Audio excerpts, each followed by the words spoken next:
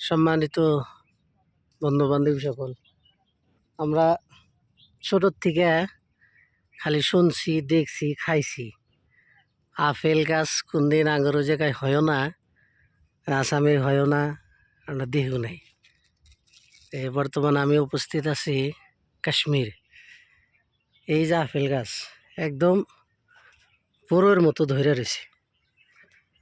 কত আপেল যে নিচে পইরা থাকে, একবারে কাছে থেকে দেখা যায়। এই যে মাসের বাগানে আইসি দেখবার নিয়ে। এই যে নিচে দেখেন কত ধরনের আপেল পইরা থাকে, কেরা খাইব? আগের হলে বড়োর যে মূল্য, তার থেকে কম মূল্যতে কাশ্মীরে আপেল পাওয়া যায়।